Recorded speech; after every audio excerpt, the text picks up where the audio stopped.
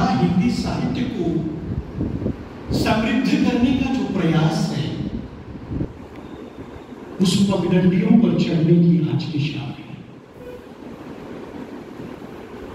कई बार होता यह है कि कोई साहित्यकार बड़ा होता है, अपनी रचनाओं से साहित्य जगत को जगमगा देता है। वो जितना बड़ा साहित्यकार होता है, कई बार उतना बड़ा व्यक्ति होता है कि यह सवाल होता है। मैं विगत 2 दिन से जिनके संपर्क में हूं, पूरे दावे के साथ कहना चाहूंगा, यह व्यक्ति जितना बड़ा है उतना ही ये बड़ा साहित्यकार है। क्या बात है। बड़ा साहित्यकार होना और बड़ा व्यक्ति होना दोनों अलग बातें हैं। 11 उपन्यास, 1 कविता संग्रह, 5 कहानी संग्रह, संस्मरण की 2 पुस्तकें, अनवरत लेखन,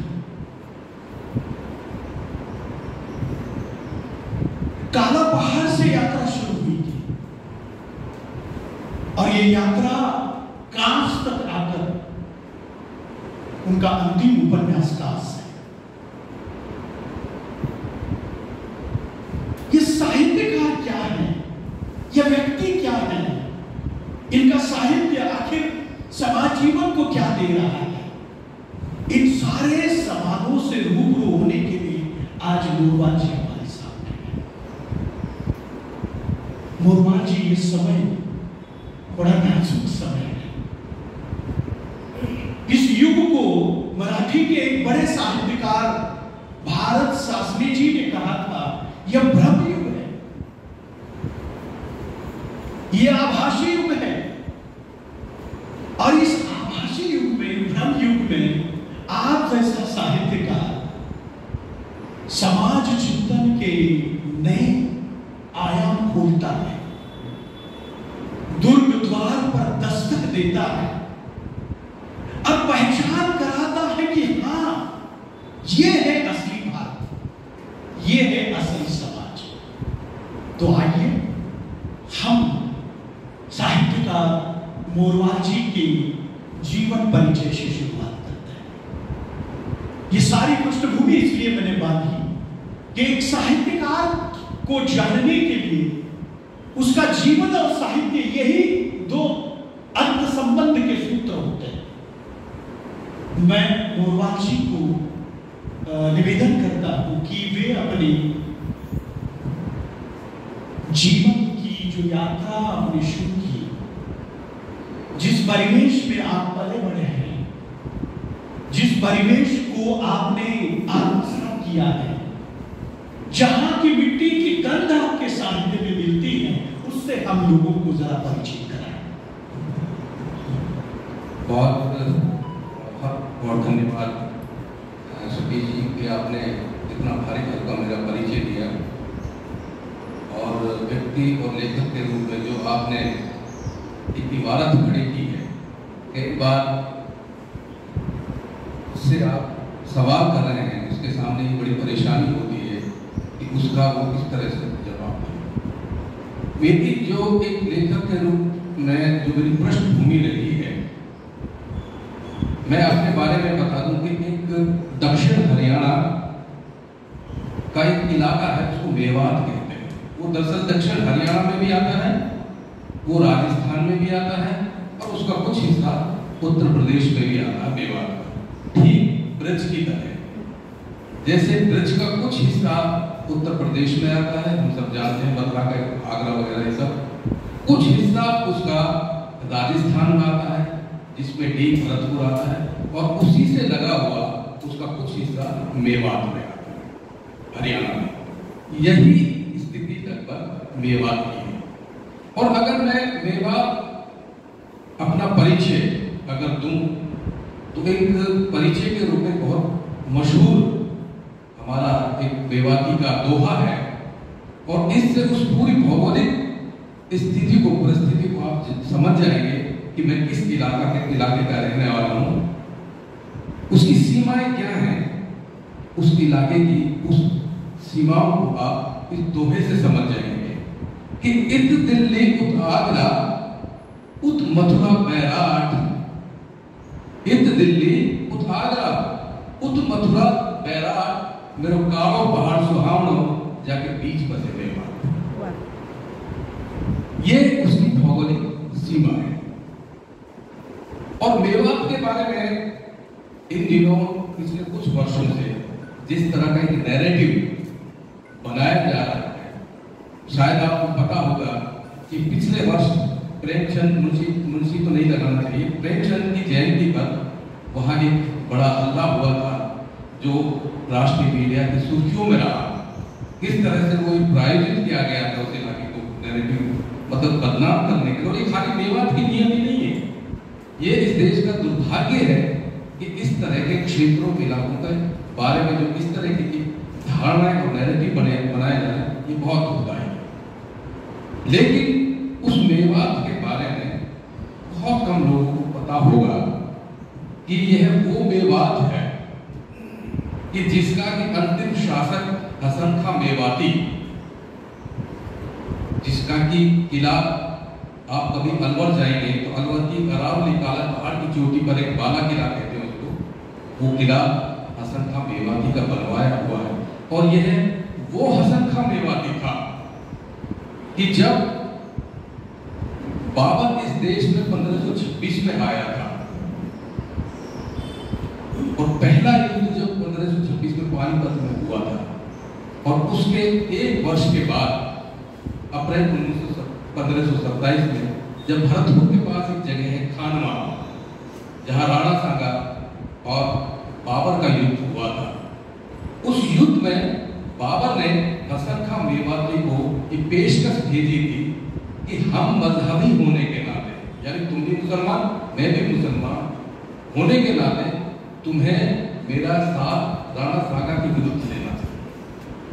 लेकिन उस हसन खां मेवाती ने यह कहते हुए बाबर की पेशकश ठुकरा दी थी कि मैं किसी बाहरी आतताई का साथ नहीं दूंगा। और वो हसन खां मेवाती उसी 1527 के खानवा के युद्ध में शहीद हो जाता है। ये वो मेवात है।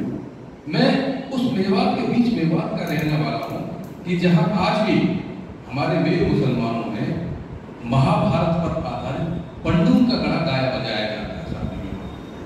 मैं उस मेवात का रहने वाला हूँ कि जिस तरह से हिंदुओं में हमारे उत्तर भारत में जब शादी विवाह होता है तो भाई बहन के लिए भात लेकर आता है, और वो जो भात में जो गीत गाया जाता है वो वही गीत है जो लगभग हिंदुओं में भी गाया जाता है। और वो गीत इस तरह से है कि भाई अपने बहन अपने भाई से गुहार करती है कि भाई अच्छो भरियो भात बहन टोटा में कहते हैं गरीबी में, कि भाई अच्छो भरियो भात बहन टोटा में, थाली में 1500 मोहर लोटा में। यानी जब भात लिया जाता है तो जैसे हमारे हिंदुओं में एक कलश रखा जाता है, उसी तरह से कलश पर एक लोटा रखा जाता है और उसमें पानी भरा होता है, तो भाई अपनी इच्छा से जो उसकी श्रद्धा होती है, जो उसकी शक्ति होती है, आर्थिक शक्ति, उसके अनुरूप उसमें डालता है। तो मैं उस मेवात का रहने वाला हूँ, मैं उस मेवात का रहने वाला हूँ कि आज भी उस मेवात में अगर आप देखेंगे, ठीक है वो धार्मिक आचरण बिल्कुल उनका अलग है, क्योंकि इस्लाम में जो धार्मिक आचरण इस्लामी है, वे मुसलमान।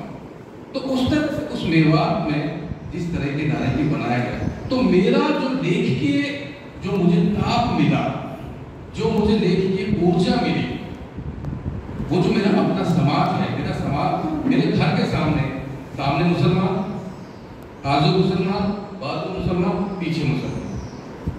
आज भी मैं जाता हूँ तो वहाँ जो बच्चे हैं मुसलमानों के, जो रिश्ते में भतीजे भी लगते हैं, तो चाचा राम राम करके हम भी जाते हैं, तो जो हमसे बड़े हैं उस समुदाय के लोग, उनसे हम कहते हैं ताऊ सलाम, चाचा सलाम, ताई सलाम, चाचा सलाम। और वो सब जिस तरह से आशीष और जिस तरह से आशीर्वचन देते हैं, आशीर्वाद देते हैं, वो अद्भुत चीज है।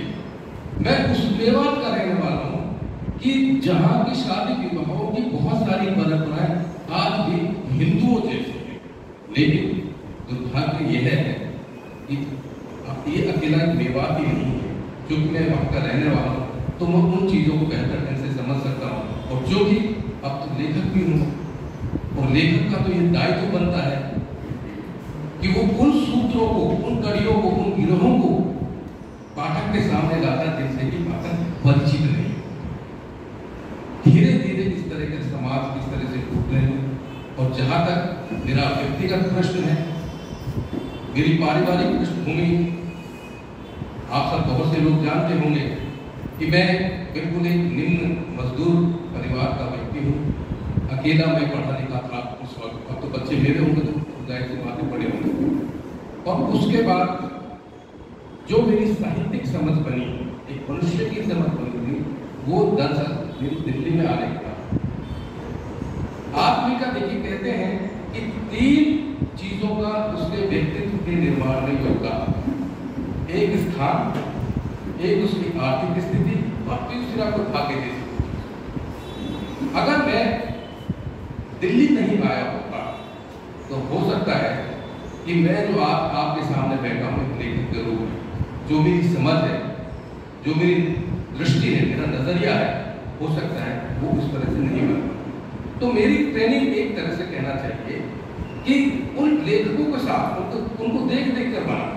जब मैं पहली बार जब दिल्ली आया था और 85-86 में जब मैं कॉफी हाउस जाना शुरू किया, मैंने दिल्ली में एक जगह है कनाट प्लेस में एक जगह है मोहन सिंह प्लेस, उसकी खुली छत पर कॉफी हाउस है, आज भी है।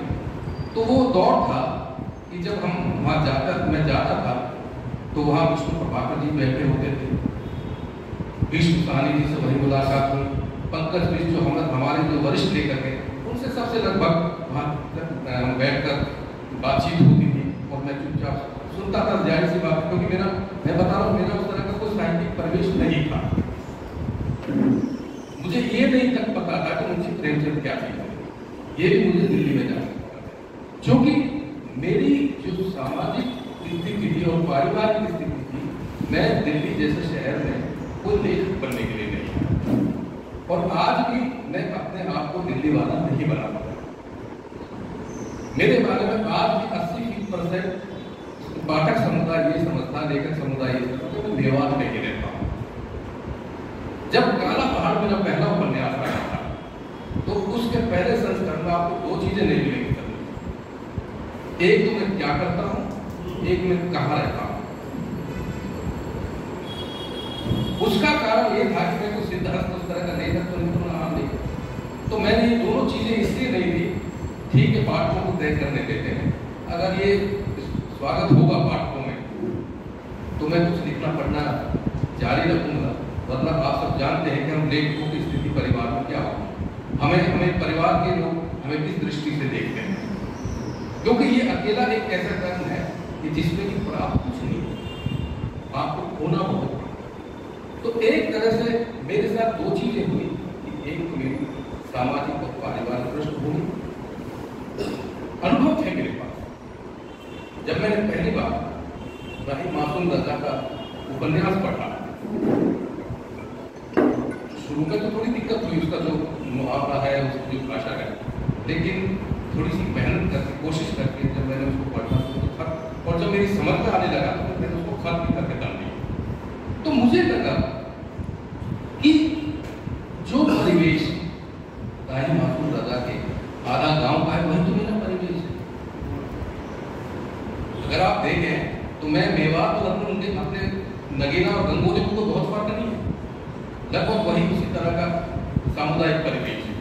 तो लेखक के रूप में मैंने ये चीजें वहाँ बहुत ग्रहण की। मुझे याद है ये साल 85-86 में ईरान और इराक का युद्ध हुआ था, लगभग 1 दशक तक वो युद्ध चला था दोनों देशों के बीच। तो जब ये हिंदू मुसलमान की कोई इस तरह की बात होती थी तो मुझे कुछ समझ में नहीं आता, क्योंकि हमारे उस वक्त इस तरह का कुछ कल्चर था ही नहीं बात नहीं।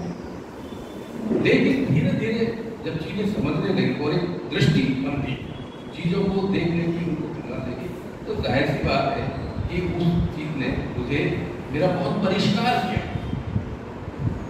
यानी लेखक का व्यक्ति के रूप में भी एक परिष्कार होता है, आपकी समझ को चीजें बढ़ाती है।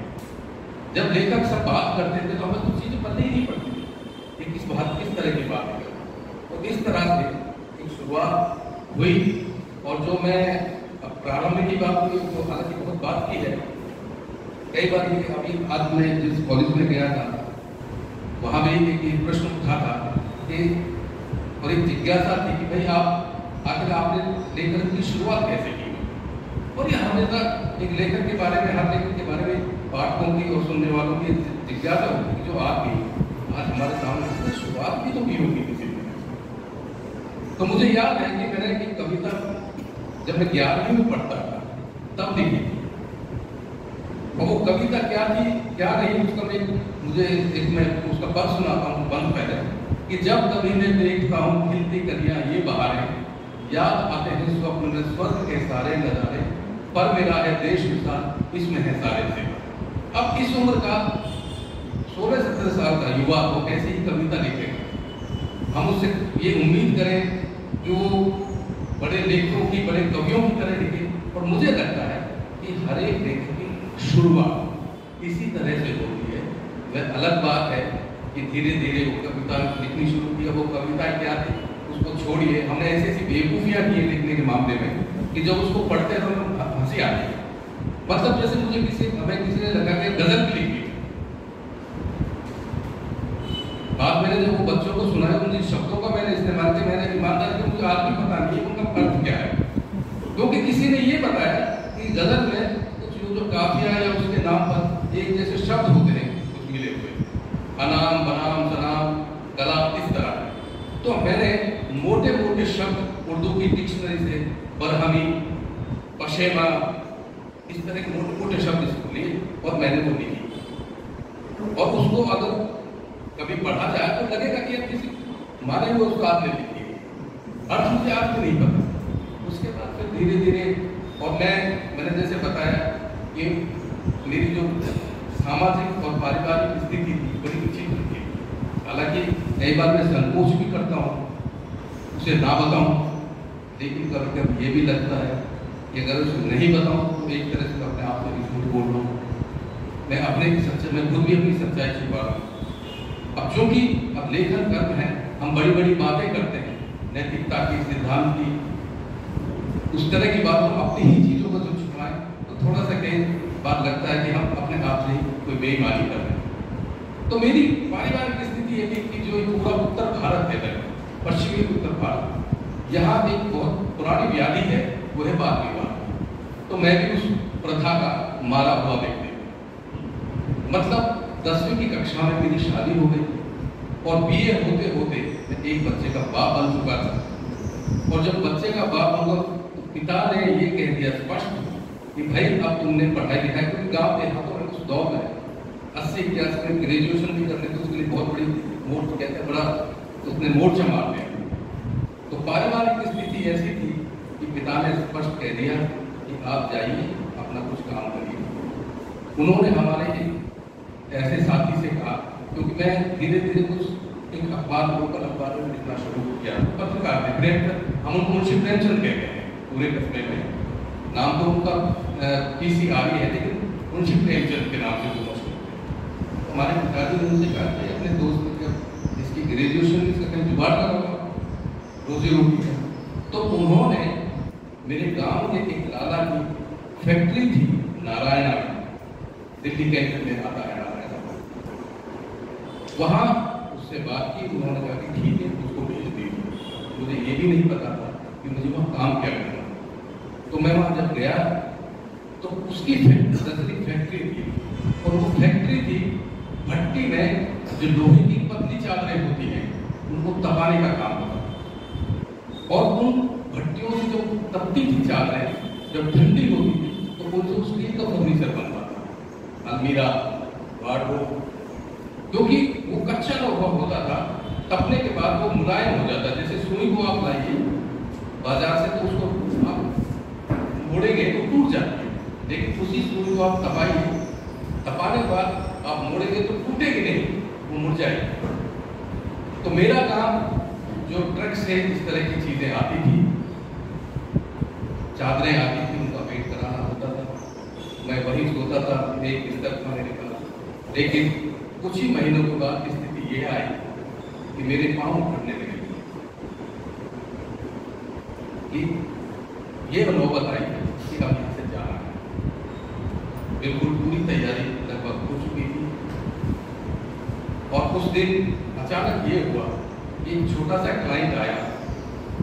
हमारे उत्तर भारत में एक पूरे देश में एक टेम्पो होता था 3 पहिए का, जिसको की स्टेरिंग से घुमाओ तो पूरा इंजन घूमता था उसको गणेश जी कहते थे हमारे, बाद में सवारी वगैरह भी करने का काम आता है। तो वो छोटा सा व्यापारी था, वो कुछ चदरें लाया और उस दिन मैंने पूरा मन बना लिया था अपना बिस्तर जो मेरे पास था, अपनी अटैची वाली से 2-3 जोड़े जो कपड़े पैक कर दिए थे, जाना है कि जैसे ही दादाजी आएंगे फैक्ट्री में उनसे नमस्कार किया दूंगा। तो इसी बीच उनका मुझे आज भी नाम लेता, रमानाथ सिंह उनका नाम था।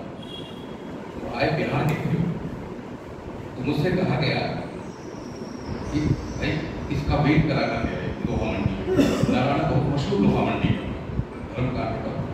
मैंने कहा ठीक है, 1 घंटे में कौन सा फर्क पड़ जाएगा, इसका वेट करा रहे थे, फिर चले गए।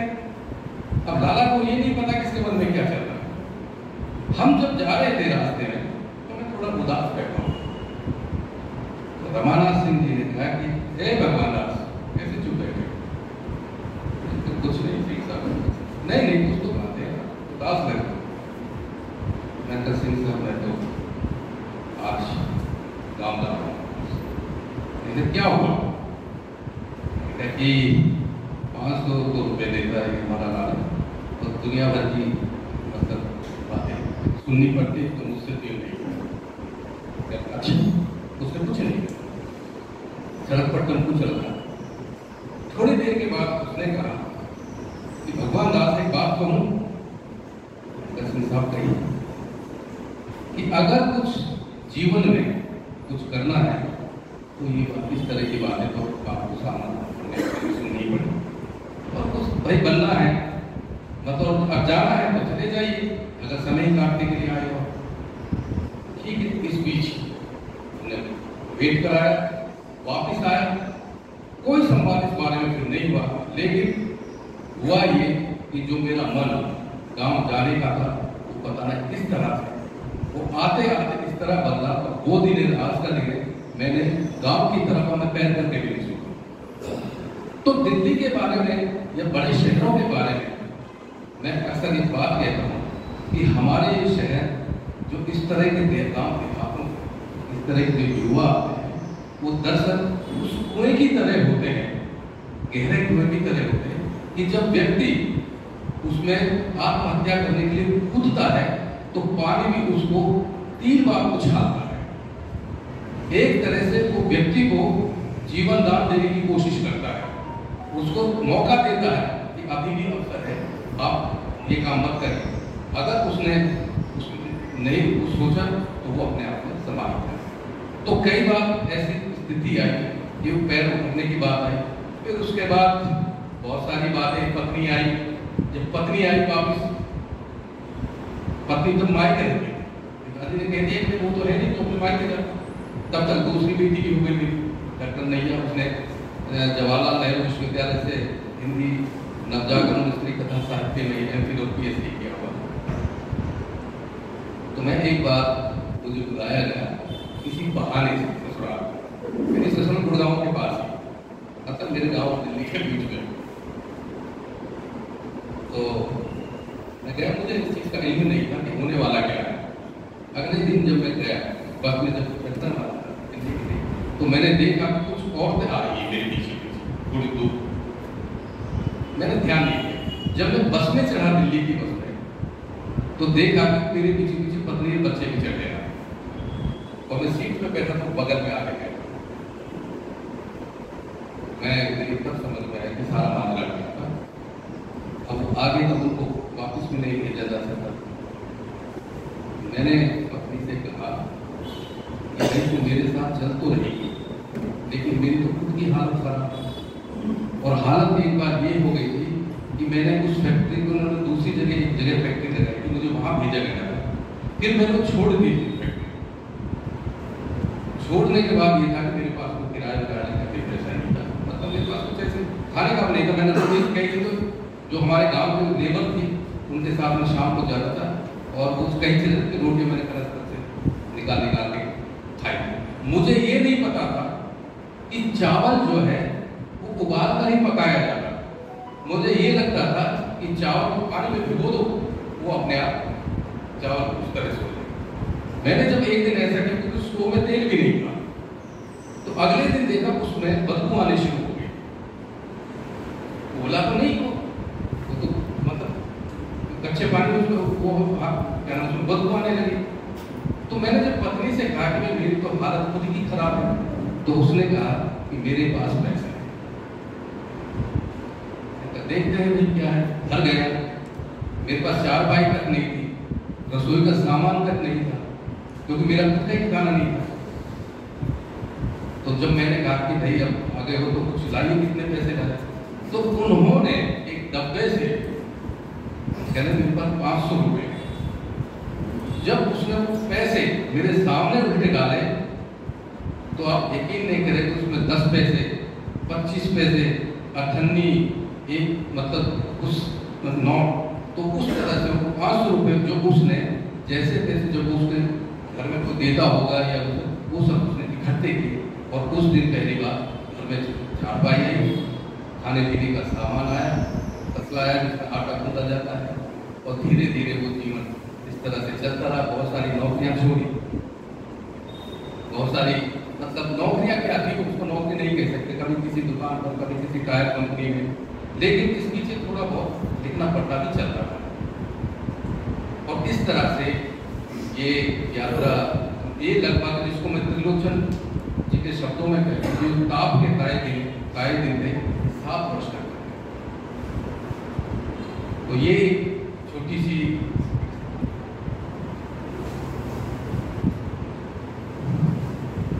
भगवान दास मोरवाल जी ने अपना जीवन संघर्ष हमारे सामने रखा है, और लेखन की शुरुआत कैसे हुई इसे भी हमारे सामने रखा है। हिंदी साहित्य में भगवान दास मोरवाल जी का महत्वपूर्ण योगदान दे चुका है। उनका पहला उपन्यास जो अधिक चर्चित और प्रसिद्ध है, उनके 10 उपन्यास हैं, 11 उपन्यास, उसमें सबसे महत्वपूर्ण काला पहाड़ है। जैसा हम कहते हैं ना कि हिंदी साहित्य में प्रेमचंद कहने के बाद गोदान का नाम आता है,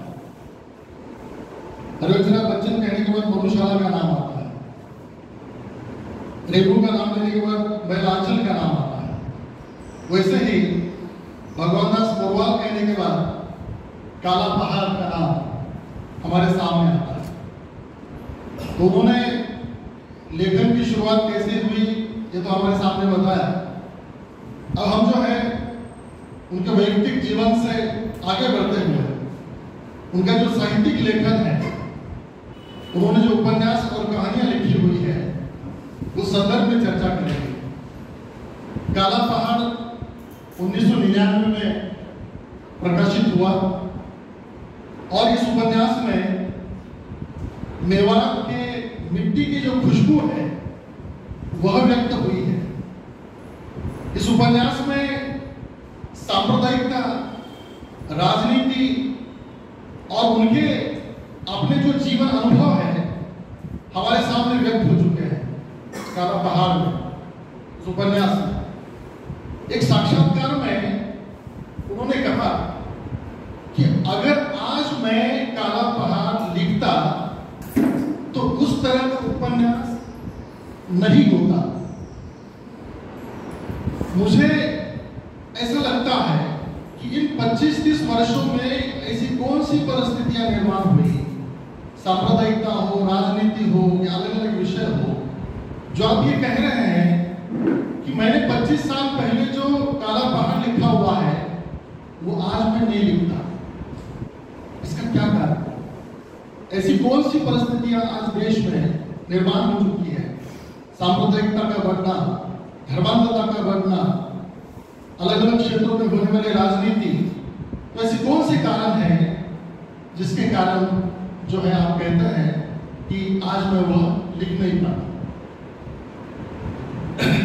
ये देखिए, हम अगर ये बात मैंने कही है तो आज के संदर्भ में कही, और आज से लगभग 25 वर्ष पहले के संदर्भ में, क्योंकि जो काला पहाड़ है वो मेरी जो स्मृतियाँ हैं, जो मेरा इतिहास है, जो मेरी जानकारी, जो वहाँ का मेरा अनुभव है, मतलब काला पहाड़ का जो समाज है, जब वो 1999 में छपकर आया है तो जाहिर सी बात है उससे 10, 15, 20 साल पहले का समाज रहा है। मतलब अगर मैं कहूँ तो 1950 के बाद का वो मेवात है, 1950 से लेकर 1992 तक। 1992 वो हम सब जानते हैं, वो बाबरी मस्जिद राम जन्मभूमि वाला जो प्रकरण हुआ था, उस उपन्यास की दरअसल शुरुआत भी वहीं से होती है। और उस उपन्यास में जो हमारे यहाँ गांव देहातों में जो विकास के सपने दिखाए गए, यानी मैं अगर आज भी कहूँ तो हमारे उस इलाके से जहाँ पे अब मुंबई एक्सप्रेस वे, दिल्ली से मुंबई एक्सप्रेस वे बना है, वो एक्सप्रेस वे तो बन गया, लेकिन हम पिछले 50 साल से ये सुनते आ रहे हैं कि यहाँ से रेलवे लाइन नहीं गुजरेगी। रेलवे लाइन आज भी वही सपना है। आज भी अब चुनाव होने वाले हैं हरियाणा के, तो आज भी नेता ये कहते हैं कि हमारी सरकार आएगी, हम यहाँ रेलवे लाइन नहीं बनाएंगे। आपने जो समाज में जो वो बात की, ज़्यादा भी मैं बता दूं कि देखिए, मेरा अपना ये मानना है, और ये मेवात जैसे इलाकों का दुर्भाग्य है कि यहाँ जिस तरह से 1990 के बाद जो स्थितियाँ बदली है बड़ी तेजी से। 1990 का मैं जानबूझकर इसलिए जिक्र कर रहा हूँ कि 1990 में एक घटना घटी थी जिसको हम रथ यात्रा के नाम से जानते हैं। इस देश में एक रथ यात्रा निकली थी, और उस रथ यात्रा का जो असर था मेवात में, यह असर था कि हिंदुओं के मोहल्ले शादी की थाली, इस डर से कि कहीं ऐसा ना हो कि ये पार्टीशन की तरह मारकाट शुरू हो। उस पर मैंने 2 कहानियां लिखी थी। एक कहानी थी भूकंप। उस भूकंप में इसी का रथ यात्रा का ही पूरा का पूरा वर्णन है, वो साप्ताहिक हिंदुस्तान में छपी थी।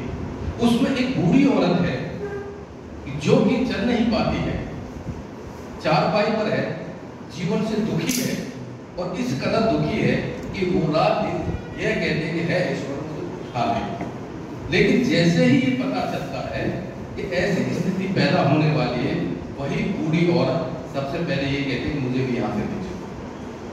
यानी मृत्यु का जो भय है, डर है, वो उस आदमी के अंदर भी इतने इस तरह से भर जाता है कि जो रात दिन ये कामना करता है कि मुझे उठा लीजिए। वो 30 रथ यात्रा की शायद 30 दिसंबर या 30 नवंबर की बात है। रथ यात्रा जिस दिन निकलनी हो, तो जिस दिन ये होता है कि अब ये कुछ भी होगा, तो उसके जितने भी परिवार के लोग हैं सब उसको अकेला छोड़ के चले। इसको कौन उठाए? जो रात दिन मरने की कामना करे, उससे अच्छा ही मरेगा। उस उपन्यास में जिस तरह से आसपास की औरतें उसको आकर तसल्ली देती हैं, लोग आकर बैठते हैं, और जब वो भूकंप की तरह, यानी प्रतीकात्मक है शीर्षक कि जब वो भूकंप गुजर जाता है, और उसी दौर में जब वो औरतें मोहल्ले के आती, पुरानी स्मृतियाँ ताज़ा होती हैं, कैसे तुम्हारी शादी हुई, क्या क्या हुआ, कैसे क्या, तो उस तरह से ये एक तो वो घटना, और दूसरी घटना थी 1992। तो इन 2 घटनाओं में मेरा अपना एक लेखक के रूप में मानना ये है कि इन 2 घटनाओं ने हमारे भारतीय समाज का बहुत नुकसान किया।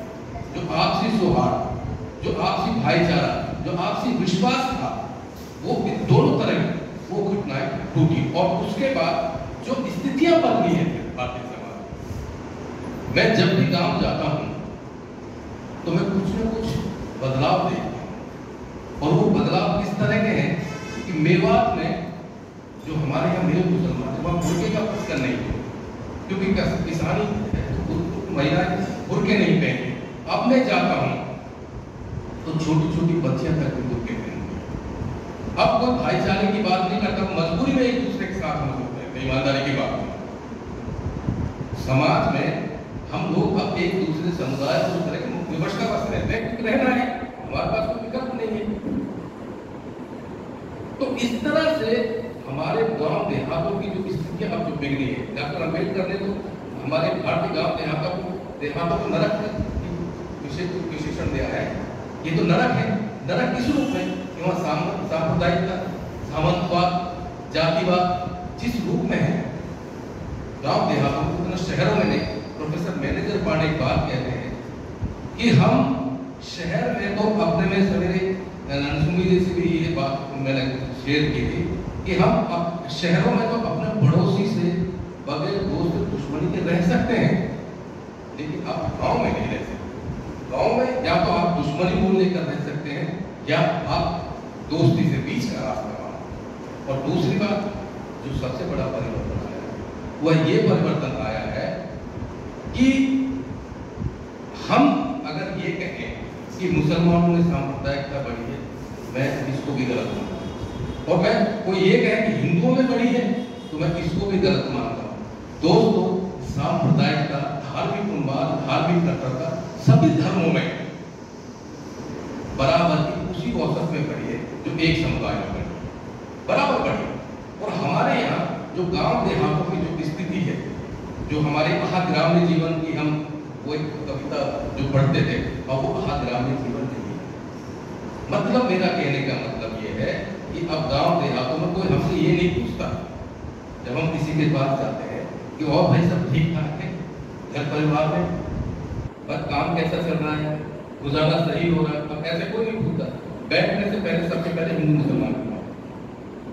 और इसके संकेत काला पहाड़ में जब 1992 का जब तनाव हुआ, 1992 का उस तरह के उसमें संकेत मैंने देखा का यही काम होता है, उस तरह के संकेत उसमें थे।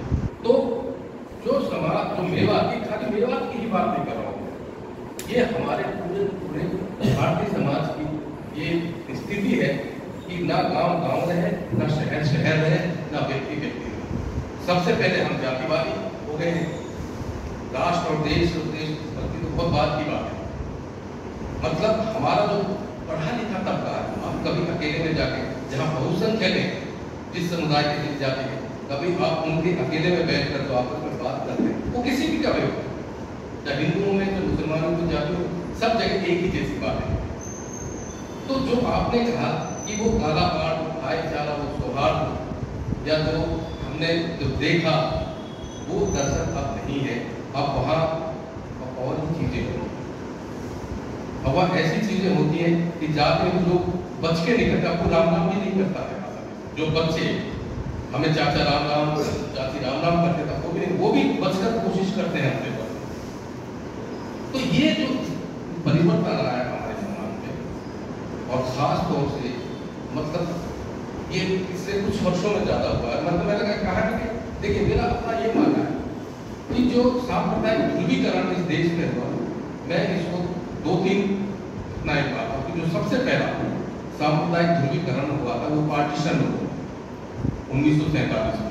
हम सब जानते हैं कि किस तरह से यहाँ दोनों देशों से, पाकिस्तान से हिंदुस्तान और हिंदुस्तान से पाकिस्तान लाशें भर भर के गई। तो तमस अगर आप भीष्म कहानी का पढ़ेंगे तो उसमें सारा वर्णन है। दूसरा जो सांप्रदायिक ध्रुवीकरण हुआ वो हुआ 1984 के सिख विरोधी दंगों में। मतलब जो सिखों का नरसंहार किया था वो किसी कांग्रेस या किसी पार्टी विशेष ने नहीं किया, असल में वो हिंदुओं ने किया। और हिंदुओं में वो गुस्सा था, पंजाब का जो आतंकवाद चरम पर था। हम सबने देखा होगा कि बसों से उतार कर आतंकवादी हिंदुओं की लाइट लगाकर हत्या करते थे। तो वो दर्शक क्या था, तो हिंदुओं में उन सरदारों के प्रति वो गुस्सा था जो 1984 के जो इंदिरा गांधी की जो हत्या हुई थी। कांग्रेसियों ने कुछ नहीं किया, कांग्रेसियों ने उसमें थोड़ी सी उसको हवा दी, उस आग को थोड़ी सी हवा दी। और आज वही लोग, आपके एक और मैं बता दूं, आप उन लोगों की जो मेरी उम्र उस वक्त रही होगी 24 साल, तो हम हमारे जो पीढ़ी के लोग हैं थोड़े में, उनसे कभी पूछिए क्या वो कितने ही देशभक्त हों कि भाई इंदिरा गांधी ने जो 84 में सिखों को साफ तो कैसे बहुत अच्छा हुआ। तो दूसरा जो सांप्रदायिक ध्रुवीकरण 1984 में हुआ और तीसरा 1992, और उसका परिणाम धीरे धीरे हम सब लोग देख ही रहे हैं। मैं कई बार अपने जो सैन्य से जुड़े मित्र हैं, मैं उनसे एक बात कहता हूँ कि यार एक चीज बताइए, आप बेचारे बाबर को तो बहुत गाली देते हैं, उस बाबर के नाम पर हमने कितना कुछ लिखा है और आज भी कह रहे हैं। क्या आपने कभी इस पर विचार किया कि बाबर यहाँ आए कैसे, पूछते कैसे आए? क्योंकि आपको ये नहीं पता, आपने कभी इतिहास नहीं पढ़ा। लेकिन बाबर को तो राणा सांगा ने आमंत्रित किया। बाबर से राणा सांगा की कोई दुश्मनी नहीं थी, उसका तो साथ उसका समझौता हुआ था। जो पानीपत का पहला युद्ध था उसमें तो बाबर के साथ उसका समझौता था राणा सांगा इब्राहिम लोदी के खिलाफ। वो तो कौन उसका सलाहकार था, मुझे यही नहीं कम्बल के समझ में आता कि जिसने राणा सांगा को ये कहा कि समझौते के बावजूद युद्ध में नहीं जाता है। पानीपत के युद्ध में राणा सांगा नहीं गया, आगरा में बैठा रहा। लेकिन उसमें उस युद्ध में बाबर की जीत हुई। और हम सब जानते हैं कि 1 लाख की इब्राहिम लोदी की सेना को इब्राहिम लोदी की 25,000 की सेना ने हरा। वो कैसे हराया? एक मजेदार घटना कि इस भारतीय उपमहाद्वीप में पहली बार अगर किसी युद्ध में तोप खाने का इस्तेमाल हुआ तो वो बाबर ने। उसकी जो तोपें होती थी उन तोपों में गोला बारूद नहीं भरा जाता, उस वक्त गोला बारूद का आविष्कार भी नहीं हुआ। पानीपत के युद्ध में इब्राहिम लोदी का हारने का कारण तोप थी, क्योंकि उन तोपों में पत्थर भरे जाते और वो पत्थर पूरी गति से जब इब्राहिम लोदी की सेना पर बरसते थे, जो हाथी थे उन हाथियों पर जाकर जब टकराते थे तो उसकी चोट से वो हाथी बिलबिला जाते थे, वो बेकाबू हो जाते थे। तो इसलिए इब्राहिम लोदी की सेना कितने उनके सैनिकों से नहीं रही जितने उसके हाथियों से कुचलने के कारण। उसके बाद 1570 और बाबर एक चीज ये बताइए कि बाबर को इस देश में सिर्फ 4 साल जिंदा रहा। उसको तो इब्राहिम लोदी की मां ने जहर दिया था और इतना तीखा जहर था वो तो बच गया और उसी वक्त मर जाता। जिस रसोई जिस महिला से जहर मिलाने की जिम्मेदारी वो घबरा गई थी, उसने उस कुड़िया में से थोड़ा सा उसका जहर मिलाया। तो जब ये पता चला, भाई बादशाह सुल्तान राजा कुछ भी पता तो चल ही जाता, तो जब उस औरत को बुलाया गया तो उसको हाथी से चलवाया गया, उन पूरे रसोइयों को हाथी से चलवाया गया, किसी की चमड़ी उधेड़ी। तो वो जहर का असर इतना ज्यादा था कि इब्राहिम को 4 साल जिंदा रहा। अगर मान लीजिए थोड़ी देर के लिए आप ये कल्पना करिए कि समझौते के मुताबिक राणा सांगा पानीपत के युद्ध में शामिल हो जाता और 4 साल के बाबर की मृत्यु के बाद इस देश का कौन शासक होगा? ऐसी बात है, राणा सांगा होता। तो शासक होता तो आज स्थिति नहीं होती। तो इस तरह की बहुत सारी चीजें हैं। तो 1992 में जो सांप्रदायिक ध्रुवीकरण हुआ, जो आपने कहा कि मैं वो उपन्यास आज लिखता, तो ऐसा इसलिए नहीं लिख पाता कि हमारे भारतीय समाज में वो चीजें वो ग्रह जो एक दूसरे को जोड़ते वो अब नहीं रहे। और खास तौर से जो हमारी बात की पीढ़ी जिन्होंने स्वतंत्रता आंदोलन देखा था, उनकी तो चीजें समझ में आती है। तो हमने जब स्वतंत्रता आंदोलन देखा नहीं तो हमें क्या देना है, आंदोलन से क्या देना है? तो अब तो हमें जो पढ़ाया जाएगा, जो बताया जाएगा, हम तो कुछ पर विश्वास करें। तो ये कुछ कारण है जो आपने कहा कि अगर मैं आज काला पहाड़ लूँ, तो सही बात है, मैं आज काला पहाड़ लूँ तो वो काला पहाड़ लेगा। जो रणसुंबे जी कल उसमें कह रहे थे कि मैंने बहुत सारे ऐसे शब्द इस्तेमाल किए हैं उसमें कि जो मराठी के हैं। तो मैं यही आज उनको मैंने दोहा सुनाया कि आप उस दोहे को सुनको बताइए मराठी का है कि मेवाती का है। और वो दोहा इस तरह से कि काली कोई शब्द ब्लैक, हम वैसे तो काला उसको नेगेटिव मतलब उस तरह से करते हैं और सफेद को हम अच्छे का प्रतीक मानते हैं।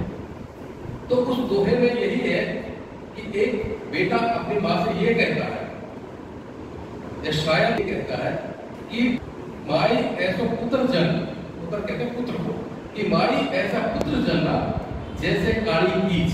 अब हमारे यहाँ काली कहते हैं, काली नहीं कहते हैं। और आपके मराठी में भी काली और कीच भी आप समझते होंगे कि माई ऐसा पुत्र जन जैसे काली कीच, थोड़ा यानी सफेद, थोड़ा भगे बाहर लो, बाहर की तरफ, काले धसे दलों के बीच। तो आप यहाँ देखिए उसका पूरा का पूरा सौंदर्य बहुत बदल जाता है काले, जिसमें कि एक पराक्रम होता है, बहादुरी होती है। तो इस तरह की चीजें मैंने अपने उस उपन्यास में, दरअसल क्या है कि वो इसलिए भी चीजें हैं कि उसमें जो शादी विवाह का जो मैंने वर्णन किया है उस समुदाय में, मुसलमान समुदाय में, वो अब उस तरह की जो प्रथाएं रिवाज है अब वो भी नहीं है। दरअसल हमारे मेवात का जो सबसे नुकसान किया वो तबलीगी जमात ने किया।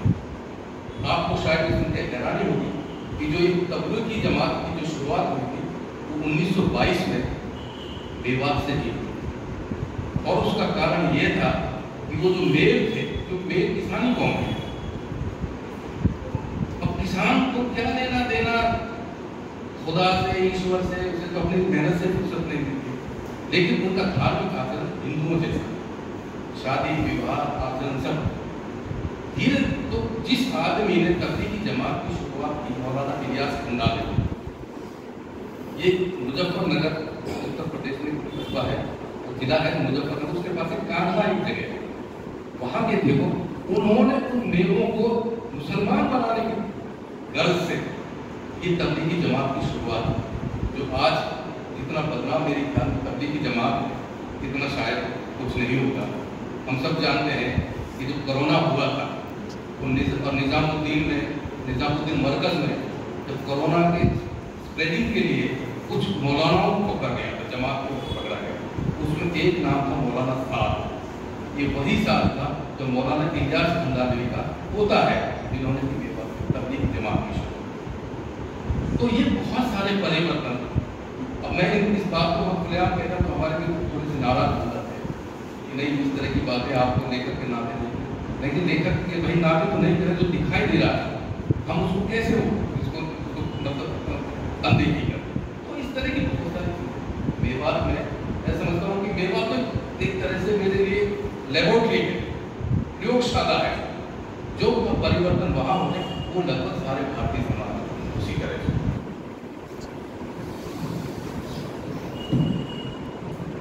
इतिहास और परंपरा का जिक्र करते हुए आपने कई सारे मुद्दों को छेड़ा, सभ्यताओं के संघर्ष की बात भी आप करते रहे,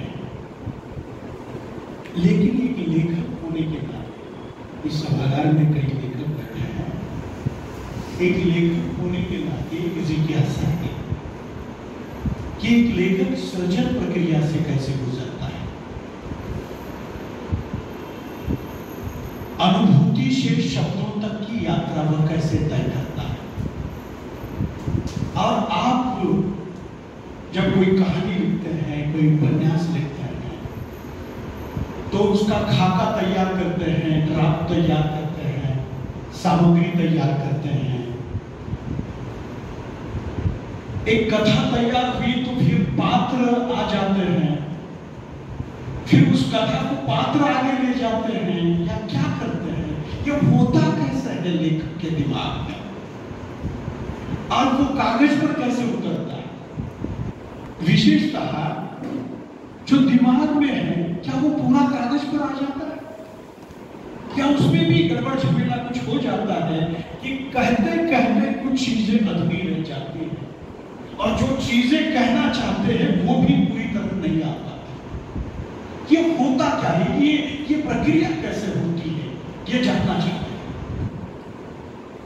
देखिए मेरा अपना ये मानना है, जो अभी तक का मेरा अनुभव है, ये जिसको हम रचना प्रक्रिया कहते हैं, ये इतना मुश्किल है इसका जवाब देना। और मैं समझता हूँ कि जब वो मुझसे इस सवाल का जवाब जानना था मैं बड़ा कंफ्यूज हूँ, क्योंकि रचना प्रक्रिया खाली कागज को लेकर पेन से लिखने ही वाली प्रक्रिया है, उसमें बहुत सारी चीजें भी जुड़ी। और ये रचना के जो कथा वस्तु है, उसका तथ्य है, उस पर भी निर्भर करता है। हर उपन्यास या हर रचना की रचना प्रक्रिया बिल्कुल अलग होती है। और मैं एक और बात बता दूं कि मैंने कहानियों की सिर्फ 15 साल से लिखना बंद कर दिया, मैं सिर्फ और सिर्फ अपने आप को मैंने उपन्यास में पर ही केंद्रित किया हुआ। और शायद यही कारण है कि लगभग अब मेरी गति ये हो गई है कि पिछले 7 वर्षों से औसतन मेरा हर साल एक उपन्यास है। इस साल मेरा कांस उपन्यास है, पिछले साल मोक्षवर्ण उपन्यास है, उससे पहले खानजाद आया, एक साल छोड़कर, फिर उससे पहले शकुंतला आया, फिर वंशना आया, यानी लगातार। और ये जो पूरी जो रचना प्रक्रिया है, ये रचना पर नहीं, कुछ ऐसे विषय होते हैं कि जिनको कि आप जब तक उस जगह पर नहीं जाएंगे, उन स्थानों को नहीं देखेंगे, तब तक आप उसकी कल्पना नहीं कर सकते, दृश्य नहीं बना सकते। अब जैसे काला पहाड़ है, मेरे अपना अनुभव तो मुझे उसको दिक्कत कुछ नहीं करना पड़ा। मेरे पास तो कच्ची सामग्री पहले से ही थी, मेरा समाज था, मेरे पास लोकगीत थे मेवात के, कुछ कथाएं थी, बस उनको मुझे शब्दों में पुरोना कथा का रूप देना था, उसको कोई दिक्कत नहीं। बाबल तेरा देश में वो मेरा दूसरा उपन्यास, उसकी भी लगभग वही पृष्ठभूमि मेवात, पर उसमें मैंने मैंने औरतों को लिया। और उसका लिखने का कारण यह था कि हमारे किसी मित्र ने ये कहा, रणछोड़ जी की इन्होंने पढ़ा उपन्यास, उसमें महिला पात्र नहीं है, बहुत कम है। अब लेखक इन सब चीजों पर ध्यान भी नहीं देता, जब लिखता है उसके सामने जो चीजें आती हैं। तो किसी मित्र ने मुझसे ये कहा कि तुम्हारे काला पहाड़ उपन्यास में स्त्री पात्र नहीं है, बहुत कम है, मेमन है जो हैदराबाद से लाई जाती है, लेकिन बहुत ज्यादा उसमें स्त्री। तो ये बात मुझे तुरंत कुछ दिमाग में आई कि बात तो सही। उसकी प्रतिपूर्ति के लिए मैंने बाबर तेरा देश में लिखा। अच्छा, बाबर तेरा देश में भी क्या है, ये दरअसल बाबर तेरे देश में नहीं है उसका शीर्षक, बाबर तेरा देश में। दरअसल ये जो शीर्षक है, ये एक मेवात के लोक कवि हैं सादत लाते, जो कि महाभारत, जिन्होंने भी पंडूर के कड़ा नाम से पूरा महाभारत लिखा था, उनका एक दोहा है और स्त्री को लेकर है कि बाबल तेरा देश में एक बेटी एक पैर। अब यह बाबुल है या पिता है, वो सिर्फ पिता नहीं है, वो पुरुष सत्तात्मक व्यवस्था का प्रतीक है बाबुल। कि बाबुल तेरे देश में एक बेटी एक पैर।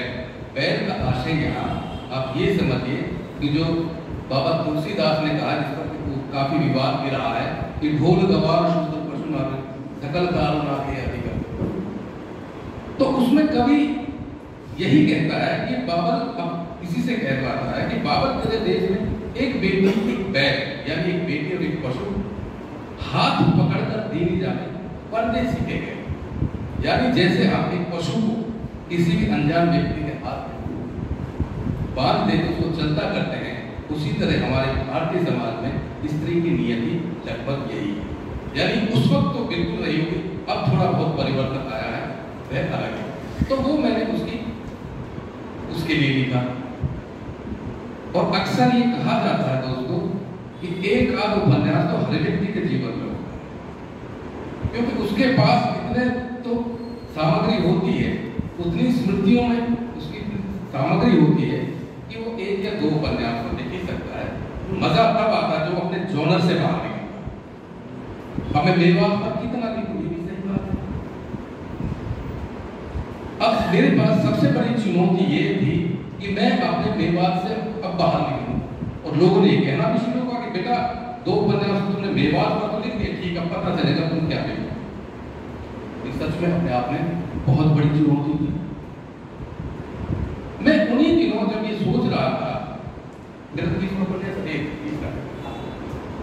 तो मैं जब ये सोच रहा था कि क्या करा जाए, तो मेरे मन में कहीं नहीं, अच्छा ये भी एक रचना प्रक्रिया का हिस्सा होता है कि आप पता नहीं 15-20 साल मेरे आपके जहन में कोई चीज अटक गया, कभी मुझे मौका मिला तो मैं इस पर कुछ लिखूंगा, और आप उसी के लिए फिर आपको सामग्री मिलती है, तो आप तैयारी भी करते रहते, इकट्ठा भी करते रहते।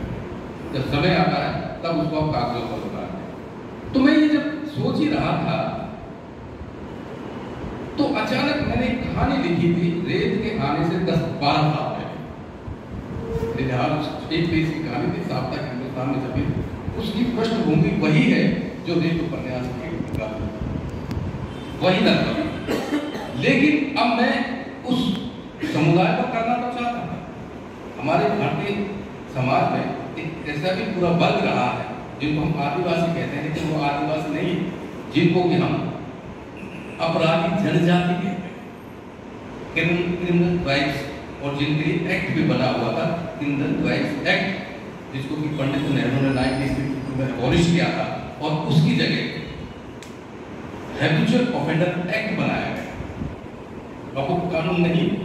तो मैं जब इसको पढ़ रहा, मैं करने की कोशिश कर रहा था, तो मुझे तो कहानी अचानक मुझे मेरी ऑफिस की लाइब्रेरी में कबाड़े में एक किताब मुझे हाथ में, वो इन्हीं जनजातियों को लेकर एक गोपीचंद श्रीवास्तव 1949 में एक कमेटी बनी थी, उसकी पूरी रिपोर्ट की किताब में। तो उसमें इन जनजातियों में पूरे जो क्रिमिनल ट्राइब जो एक्ट बने थे 1825 से लेकर उस समय पर जो उसमें संशोधन होते गए, वो पूरा विवरण। तो मेरा वो काम पूरा, मतलब मेरे पास जो बेसिक जानकारी थी वो पूरी हुई। एक बात और मैं बताता हूँ, हम सब लोग यहाँ तो लोग हैं, साहित्य के लोग हैं, हमारे यहाँ एक हिंदी में एक बड़ा खतरा होता है, हमें आदिवासी और जनजाति का जो बीच का फर्क है, और मामूली फर्क उसका नहीं, हम जनजातियों को आदिवासी कहेंगे, ट्राइब्स और ट्राइबल ये दोनों अलग अलग चीजें हैं। ट्राइबल आदिवासी उसको है, वो है जो स्थायी रूप से जंगलों में रहते हैं, जिनके पास जमीन है, और ट्राइब्स ये हैं जो कबीलों में रहते हैं, जिनको कि ज़राए पेशा जाते हैं। ये हमारे शरण कुमार निवाले ये सब उसी के हैं। लेकिन जिस वक्त ये संविधान में प्रोविजन रखा गया, इन सबको एससी में रखते हैं, जबकि इनको कायदे से एसटी में रखा गया। तो वो 1952 में वो सारी चीजें, फिर उसके बाद ये हुआ कि मेरे पास डॉक्यूमेंटेड जानकारी थी, वो हो गई। फिर मैंने ये मेरा जो फील्ड वर्क था इस उपन्यास का, पूरा राजस्थान में अलवर जिले के आगे का, वहाँ इनके बहुत पूरी बस्तियाँ हैं। फिर मैं वहाँ जाना शुरू किया, मैं गया, मुझे 1 साल लगा बस बस्ती में प्रवेश करने में। एक NGO की महिला मुझे मिली, उसके माध्यम से मैं उनमें गया, और उस उपन्यास की गति बढ़ने की, और मेरे दो उपन्यासों की गति में बहुत फर्क। रेत उपन्यास बड़ी तेजी से चलता है, इसलिए पाठक उसको बहुत पसंद करता है, और काला पहाड़ बाबत गिराने से बड़े गरिष्ठ उपन्यास ठहर कर पढ़ने वाले। तो मैंने ये भी ध्यान रखा कि पाठकों को थोड़ा सा रिलीफ दिया जाता है, इसकी पेस तेज रखनी चाहिए। और इस उपन्यास पर जब आया, इस पर मेरे खिलाफ कन्नौज में, उत्तर प्रदेश के कन्नौज जिला है जहाँ का चित्र बहुत मशहूर है, वहाँ मारहानि का मुकदमा दायर किया गया था। उस गंजर समुदाय ने मेरे खिलाफ मारहानि का मुकदमा किया था, और वो कई वर्षों तक चला। और मेरे खिलाफ वहाँ उस उपन्यास को उस समुदाय के लोगों ने पहले काले कपड़े में बांध के उसको फांसी की गई, वो सारे अखबारों में टूट चुके, फिर उसको जलाया गया। फिर वहाँ की औरतों ने, उस समुदाय की औरतों ने, उनके वहाँ एक मजार है बंगाली शादी का, उसके सिरहाने पेड़ था, उस पेड़ का लेखक को धनहीन और बुद्धिहीन करने के लिए उसके वहाँ धागे बांधे, रिबन बांध कर मन्नतें मांगी। और जब मैं एक बार कोर्ट में गया, छिबरा मुख्य तहसील है, तो वहाँ लगभग 30-35 लोग उस समुदाय के लोग तैयार थे। अब आप कल्पना करिए कि मैं वहाँ गया था, कोर्ट में वहाँ लोग खड़े हुए, तो हालत तो अपना खराब हो जाती है। 300 किलोमीटर दूर जाते, तो वो धीरे धीरे मैंने इन लोगों को देखा, तो उन्होंने हाथों पर काली पट्टियाँ बांधी हुई थी विरोध को, और जब वो मेरी तरफ आने लगे धीरे धीरे, तो थोड़ा सा तो घबराया, इनका तो जो होना हो। वो लोग आए, उन्होंने जो विरोध का तरीका अपनाया वो गांधी वाली तरीका, किसी के हाथ में गुलाब का फूल था, किसी के हाथ में गांधी का फूल था, किसी के में किसी जंगली फूल था, उन सब ने इस तरह से विरोध। तो ये जो रचना प्रक्रिया है जो आप कह रहे हैं, ये हर उपन्यास के अलग अलग प्रश्न, उसके कथा पर अलग अलग। अब खानसा का उपन्यास है, वो ऐतिहासिक पृष्ठभूमि का है, उसकी बिल्कुल अलग रचना प्रक्रिया है। और उस खानसा का उपन्यास को आप पढ़ोगे तो आपको ये लगेगा कि ये आदमी तो फारसी उर्दू का विद्वान है, जबकि मुझे तो अधिक कहने नहीं आती। उसकी पूरी भाषा आप देखेंगे, क्योंकि मैं भाषा को लेकर मेरा एक आग्रह ये रहता है कि अगर जैसा कहानी है, जैसी उसकी कथा होती है, उसके अनुरूप उसके पात्रों की संवाद होनी चाहिए। इस तरह से अलग अलग काम उपन्यास है। अब जैसे एक उपन्यास पिछले वर्ष आया था, मोक्षवन, जो बंगाल की मतलब विधवाओं को लेकर है, मैं 1 महीने जाके वहाँ रहा था वृंदावन में। वहाँ के जितने भी घाट, गली, कूचे, बाजार, पुराने मंदिर सारे देखे, बड़ी मायनों थी। और वहाँ जो बदलाव आ रहा है वृंदावन में, जिस तरह से आज का वहाँ हालत है। और फिर उसी चक्कर में एक बार मुझे ऑफिस के काम से बंगाल जाना पड़ा था। एक बार मैं गोरखपुर गया जहाँ शांति निकेतन, मुझे पहली बार तक पता चला कि हम शांति निकेतन को कलकत्ता में समझता था, वो तो कलकत्ता से 80 किलोमीटर। उसी दौर एक बार ऑफिस के काम से मैं वहाँ गया था, वायापुरी की जगह, वहाँ इस्कॉन का सबसे बड़ा मंदिर है, सबसे बड़ा। उसी के पास जलंगी नदी है, और जलंगी नदी के पास एक जगह है नवद्वीप। ये वह जगह है जहाँ चैतन्य महाप्रभु जन्मस्थली। तो ये सब चीज़ें जब मैं इस पर काम कर रहा था, सामग्री इकट्ठी करने के बाद, तो इसमें जो रचना प्रक्रिया करते हैं, बाद मैं ये कहता हूँ छात्रों से, शोधार्थियों से, कि अगर आपको किसी लेखक की रचना प्रक्रिया को समझना है तो आप उसको कारखाने में जाकर देखिए जहाँ वह लिखता है। मतलब मैंने हर उपन्यास के पुरिंदे बात मानकर जो मेटीरियल थी इधर से उधर से जो नोट्स लिए, जो उस तरह से उन सब को मैंने इकट्ठा बात एक जगह डाला।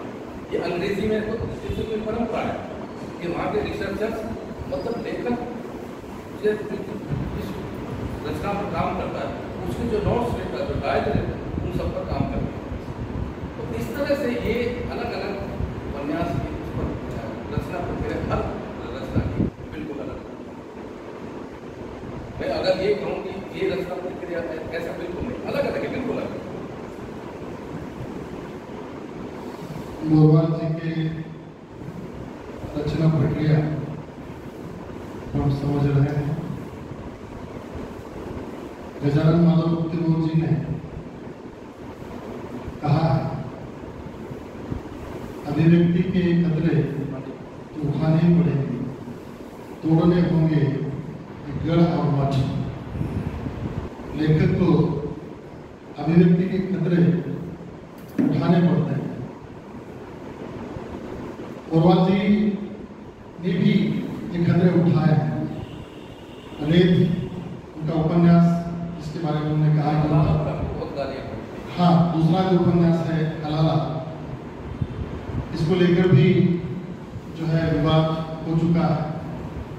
मोरवाल जी के साहित्य में वर्तमान समय की अलग अलग समस्याएं व्यक्त हो चुकी है, सांप्रदायिकता हो, राजनीति हो, और विशेष रूप से मैं जो अनुभव करता उनके 11 उपन्यास, खानजादा ऐतिहासिक उपन्यास हैं, अधिकतर उनके उपन्यास मुझे लगता है 7-8 उपन्यास, जिसमें बाबुल तेरा देश है, मोक्षवन है, रेत है, हलाला है। इन उपन्यासों में स्त्रियों के दुख व्यक्त हो चुके हैं। धर्म की आड़ में, चाहे वो धर्म कौन सा भी क्यों ना, धर्म की आड़ में स्त्रियों का शोषण किस तरह से होता है, ये उन्होंने अलग अलग उपन्यासों के माध्यम से व्यक्त किया हुआ है। तो वर्तमान समय में लेखक के सामने जो चुनौतियां हैं, जिससे वह जो है गुजर चुके हैं, तो मुझे ऐसा लगता है कि आज के लेखक के सामने चुनौतियां कौन सी हैं? देखिए, मुझे लगता है कि लेखक के सामने इस वर्तमान में जो सबसे बड़ी चुनौती है वह उसके सामने अभिव्यक्ति की चुनौती। यानी ये कहना बहुत आसान है कि एक लेखक को खतरे तो उठाने ही पड़ते हैं, तो स्वाभाविक है अगर खतरे नहीं उठाएगा तो लेखक लिख भी नहीं पाएगा। मुझे लगता है कि आज की तारीख में, मतलब आपको क्या लगता है कि हम जब लिखते हैं, भले ही पाठक ना पढ़े वो अलग बात, लेकिन लिखने के बाद ये एक डर बना रहता है। और ये चीज़ हमने 2 घटनाएं को मैंने बताई, और मैंने कल अपने सतीश यादव जी को जिस विषय पर मैं आजकल काम कर रहा हूँ, और मुझे पहले सावधान भी किया गया था कि तुम इस पंगे में मत लो, लेकिन देखकर क्या है, उसको कुछ तो लिखना है उसको। अब इसके अलावा मैं तो कुछ देखकर कुछ कर भी नहीं सकता। और जो मैंने विषय इस बार उठाया, मैं थोड़ा RSS को लेकर काम कर रहा हूँ, और उन सारे अनुभवों को, अनुभूतियों को महसूस करने के लिए मैं कई महीने तक शाखा में भी जाता रहा हूँ, उन चीज़ों को मैंने नोट करके गाता था, फिर उनका साहित्य भी पढ़ना शुरू किया। मतलब कहने का मतलब ये कि देखिए लेखक के सामने एक चुनौती नहीं, उसके सामने बहुत सारी चुनौती। मतलब हमारे भारतीय समाज की एक विडंबना ये है कि इसकी जो सामाजिक संरचना है वो बहुत जटिल है। यानी इतनी जटिल है कि तेरे बेवाद की समस्या पूरी अलग है, लाभों की समस्या है, कहीं किसान की समस्या है दूसरे तरह की, कहीं सामाजिक समस्या है उस तरह। तो ऐसा तो नहीं कि चुनौती नहीं, चुनौतियां बहुत है। और सबसे बड़ी चुनौती ये है कि जब लेखक कोई विषय उठाता है और उस विषय को वो उपन्यास या रचना के रूप में जब प्रस्तुत करता है, उसने अपना काम कर दिया। असली तो उसका प्रतिफल उसको क्या मिलेगा वो जब रचना आती है तब पता चलता है।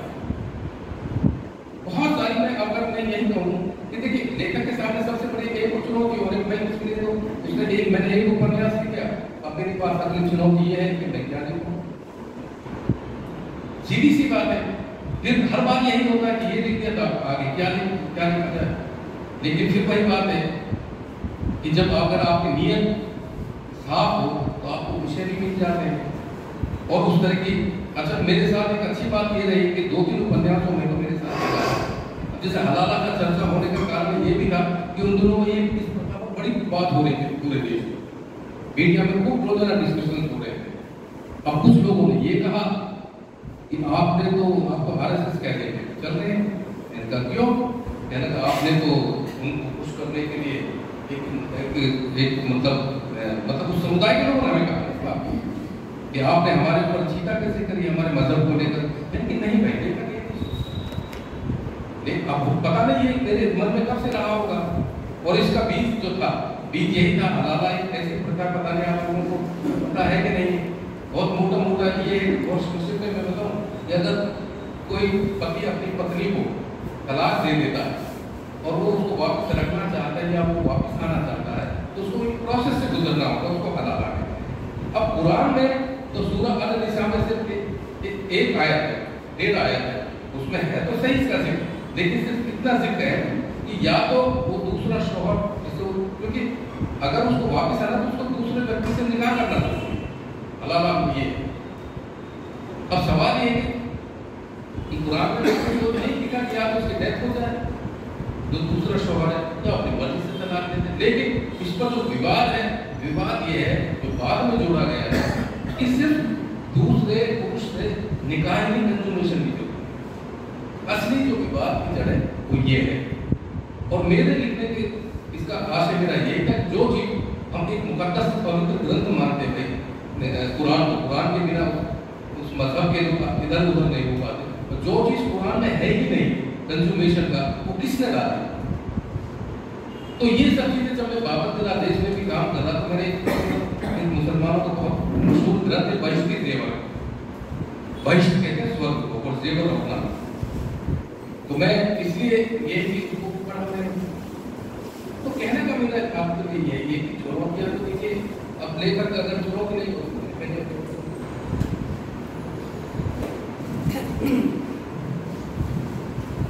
मित्रों, सवाल अनेक हैं और मोरवाल जी ने मुझे एक मैसेज में कहा था कि मेरे पास माल बहुत है।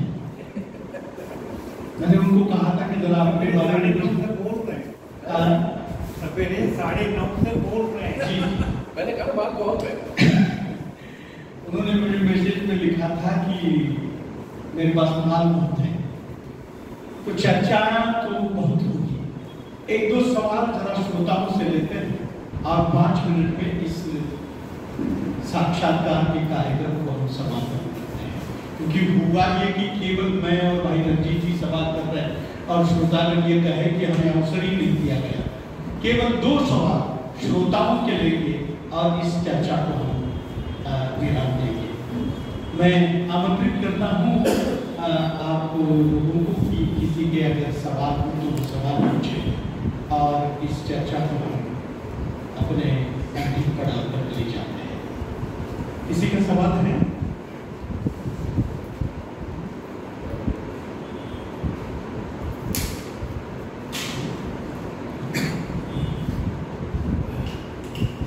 चलिए ठीक है। मैं पूछूं?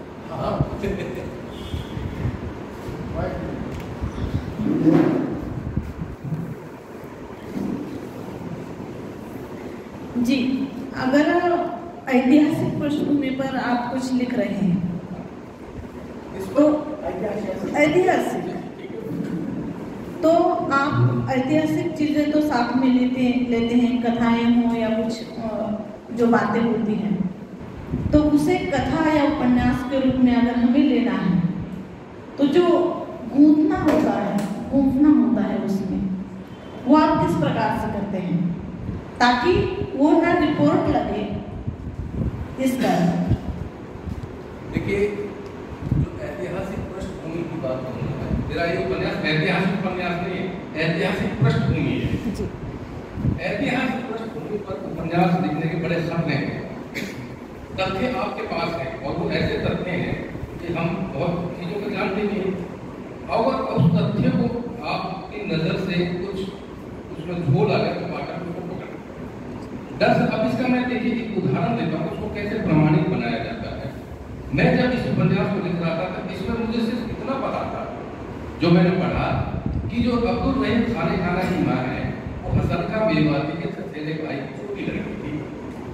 बस 2 महीने की, एक का निकाह बाद में हुमायूं से हुआ, एक बैरका से। अब चूंकि मेरे पास वो जगह थी, अब उस दृश्य को मैंने अपनी कल्पना से बनाया, उस लड़कियों के किले से मैंने बरामद कराया।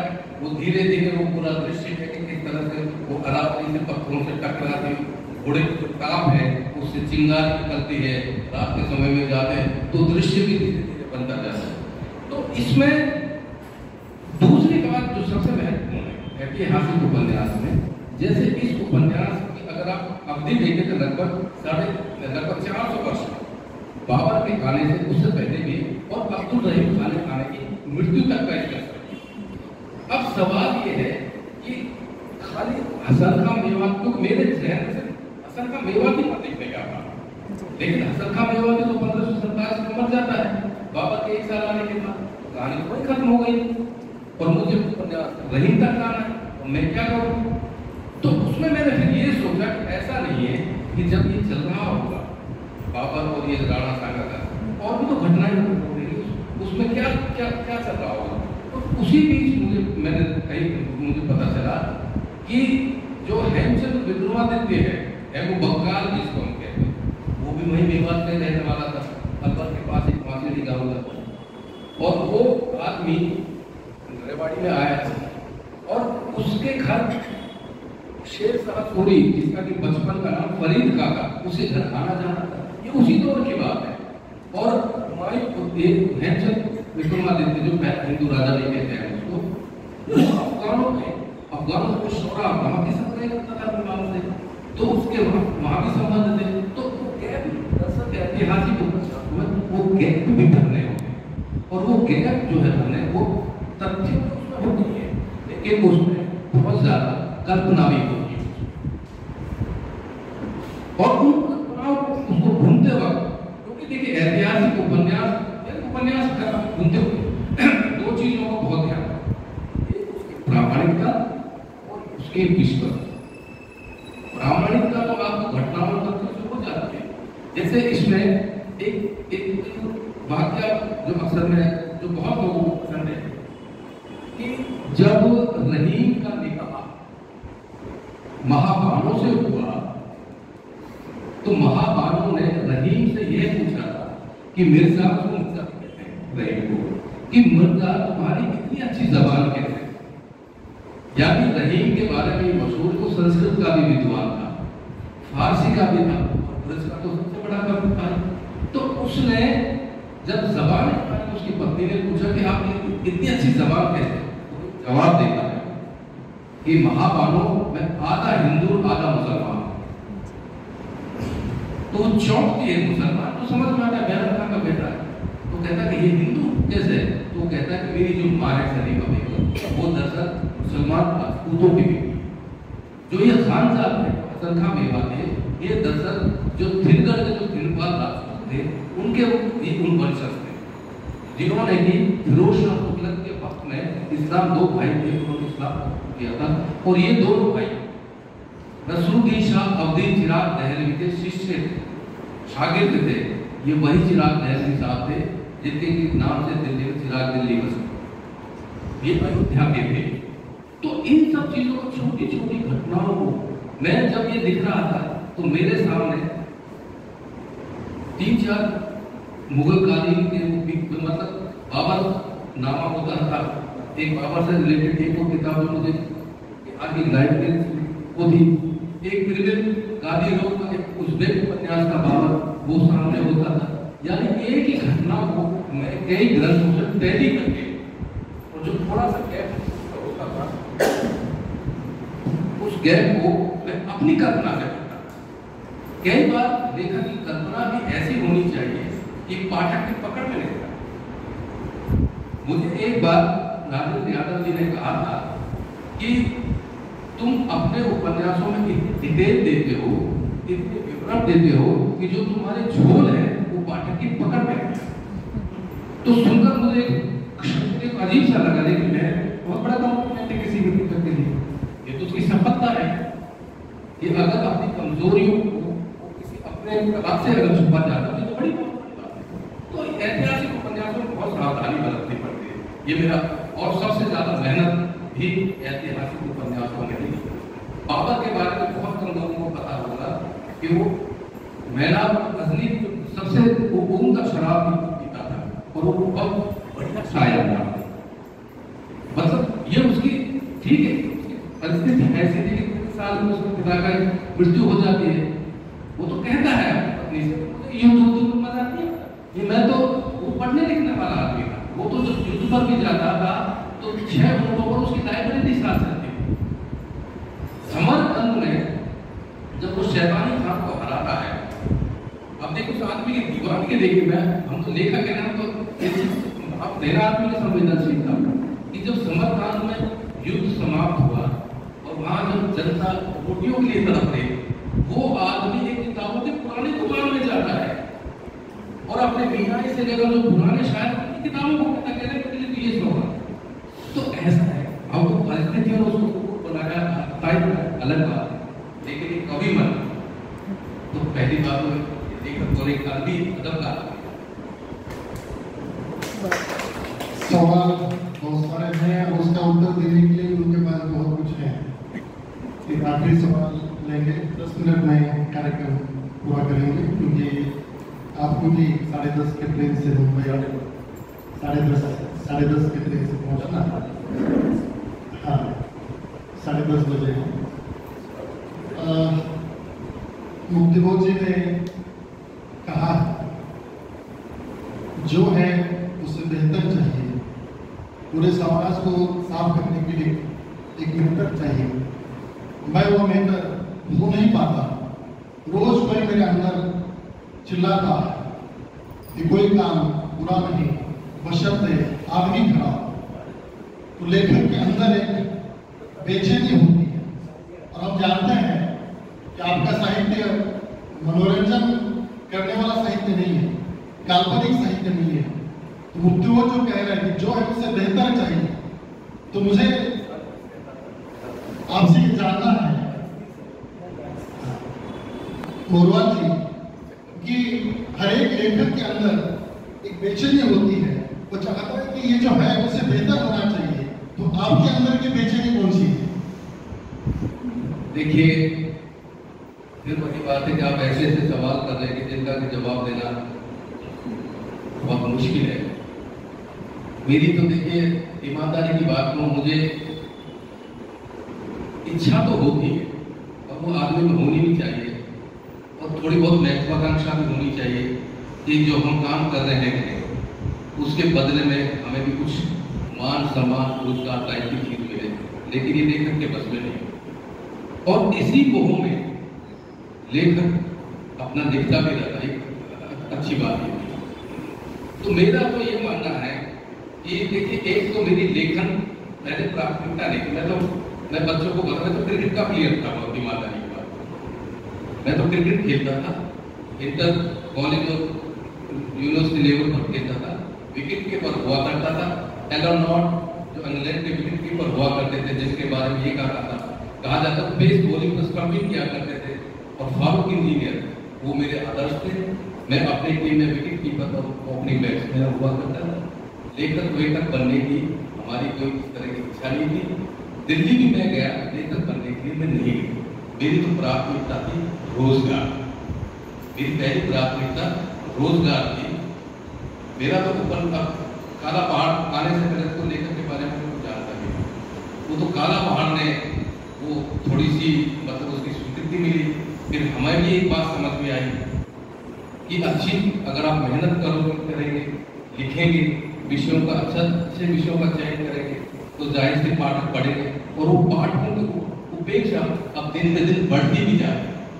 और उस उपेक्षा का सबसे बड़ा एक लेखक के रूप में हमें ये नुकसान होता है कि वो हमारे लिए चुनौती का काम करते, एक डर का भी काम करते हैं। इसलिए विषयों को चुनते हुए ये बड़ी ध्यान होती है।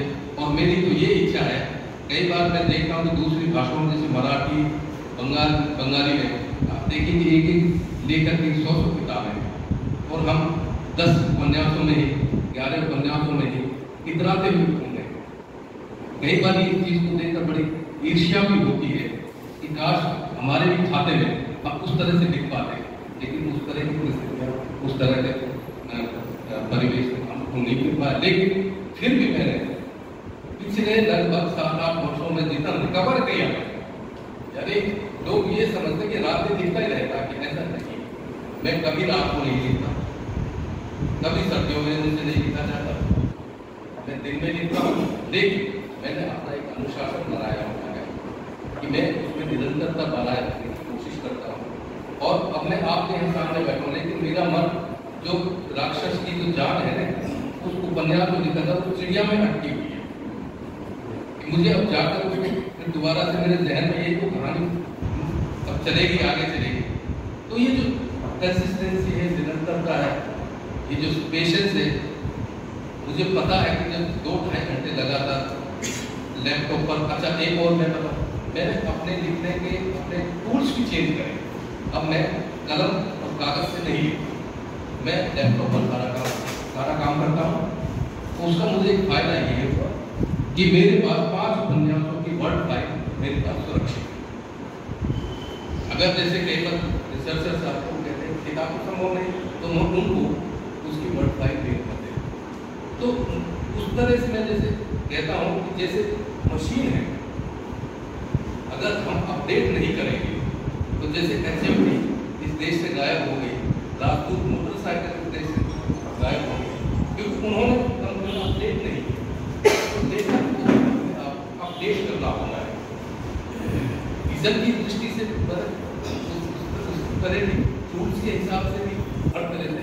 तो इसलिए चुनौती तो ये आप देखते हैं, जिस दिन विषय खत्म हो जाएंगे तक के लिए बड़े एक बार बातों में मजेदार बात चाहिए कि आदमी को जब तक उसका दिमाग, आँख और उंगलियां साथ देती है तब तक उसको दिखता रहेगा। तो मैं तो यही ऊपर वाले से और मित्रों से यही दुआ करता हूँ कि ये आँख, उंगलियां और शारीरिक रूप से ये बना रहे, तो जाहिर सी बात है कि शरीर साथ देगा तो देगा।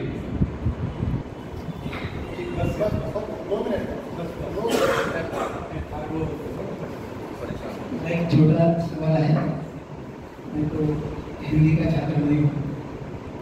आप जिस प्रदेश से आए उस प्रदेश का एक बड़ा नाम से, और यहाँ लातूर में अक्सर वो आते हैं, राजेंद्र सिंह राणा जी। राजेंद्र सिंह राणा जो पानी में राजेंद्र राणा नहीं लिखते, राजेंद्र सिंह जी, राजेंद्र सिंह जी राजेंद्र सिंह पानी वाले, हाँ, आज हम उनको पानी वाले बाबा बोलते हैं। जोहड़ कालवरी जो उनके ऊपर यहाँ 16 फुटी शाह मैडम ने लिखी है, उसके नाम से हम अलवर या मेवाड़ की हम पूरे उनको जो राजस्थान सामने आता है तो हम ये रेगिस्तान का प्रदेश समझते हैं, और वो पानी का वहाँ शॉर्टेज है। तो वो पानी वहाँ का जीवन और ये समस्या लिखी आपकी पार्श्वभूमि तो जो इसके जो इतिहास के ऊपर उपन्यास लिखे हैं। तो ये जो सामने प्रश्न है इसके ऊपर भी आपने कुछ लिखा है। मैं तो इतना जो अपने हिंदी सवाल कर दीजिए। आपने जिन राजेंद्र सिंह जी की बात की है, जल पुरुष राजेंद्र सिंह जी की बात की है, वो देखिए वो एनजीओ चला रहे हैं। उनकी जो है वो सीधा एनजीओ, और एनजीओ को लोगों को मैं नरक मसीहा कहता हूँ। और इसी एनजीओ की दुनिया पर मेरा एक उपन्यास है नरक मसीहा। आप जिस अलवर की बात कर रहे हैं, जिस पानी की बात कर रहे हैं, वो असलियत हमें पता है। वहां उन्होंने जिस तरह के पानी का काम शुरू किया था, चेक डैम बनाए थे, वो एक ही बार में ध्वस्त हो गए। लोगों ने उनको बहुत गरियाया। फिर वही बात है, उनकी किताब है जोहर और मेवा, उसकी पांडुलिपि मेरे पास आई। राजकमल ने मुझे दी, मैंने उसको पढ़ा। मतलब उसमें तुक्के हैं।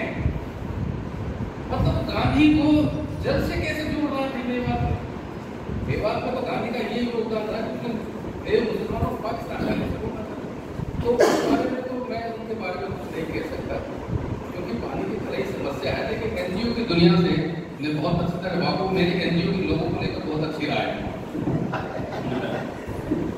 आप सभी के मन में बहुत सारे प्रश्न मैं धन्यवाद ज्ञापन के लिए हमारे युवा प्रमुख डॉक्टर राय और से धन्यवाद ज्ञापन करें।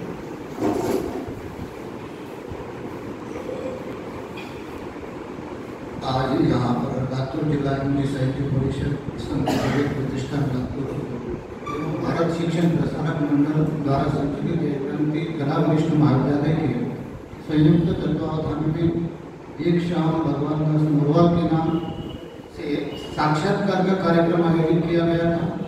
इस कार्यक्रम के लिए जो मुख्य साक्षात्कार देने वाले कथाकार हैं, हिंदी के प्रसिद्ध जाने माने वरिष्ठ कथाकार मुरवाल जी।